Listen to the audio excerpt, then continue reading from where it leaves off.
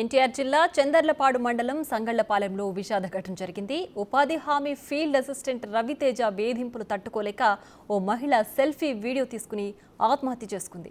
సంగళ్లపాలెంకు చెందిన అబ్బోరి మాధురి ఉపాధి హామీ పథకం పనులకు వెళ్లింది. ఫీల్డ్ అసిస్టెంట్ రవితేజ ఆమెను అసభ్యకరంగా వ్యక్తిగతంగా దూషించడంతో ఆవేదనకు గురైంది.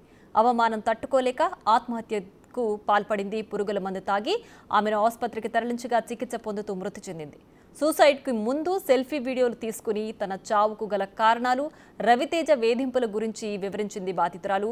ఫీల్డ్ అసిస్టెంట్ రవితేజను క్షమించొద్దని, అతనిపై చర్యలు తీసుకోవాలని ఎమ్మెల్యే తంగిరాల సౌమ్యకు, డిప్యూటీ సీఎం పవన్ కళ్యాణ్కు కోరింది బాధితురాలు.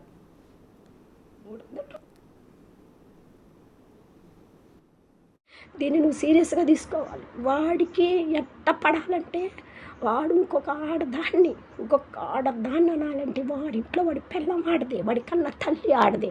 నువ్వు ఎవరికి చెప్పుకుంటావే, పోవే, ఎవత్తివే నువ్వు అని అమర్యాదగా మాట్లాడాడు. నేను ఒక్క మాట కూడా, నేను అబ్బాయిని ఒక్క మాట కూడా అన్న పోరా నేను అనలా కానీ వాడు నన్ను అంత మాట అన్నాడు. నాకంత పరువు పోయింది. నాకు ఇంతవరకు నన్ను ఈ ఊర్లో అన్నోళ్ళు కాదు, నన్ను ఎక్కడ ఎవ్వరు ఒక్క మాట అన్నారు.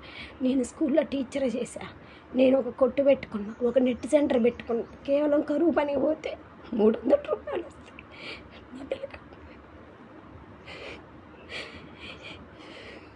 నా పిల్లగాడు ఇంజనీరింగ్ చదువుతున్నాను, వాడికి డబ్బులు వస్తాయి, వాడికి నెల కొంచెం ఖర్చులకి ఇవ్వచ్చని ఒక ఉద్దేశంతో పడిపోతాను. అలాంటి నన్ను పట్టుకొని ఎన్ని మాట్లాడినాడు. నేను ఇంకా బతకను. ఎవడేం చేస్తాడు, ఎవడేం బీగుతాడు. ఇప్పుడు నేను పోయి పీడీ గారికి కంప్లైంట్ ఇవ్వచ్చన్నా, కానీ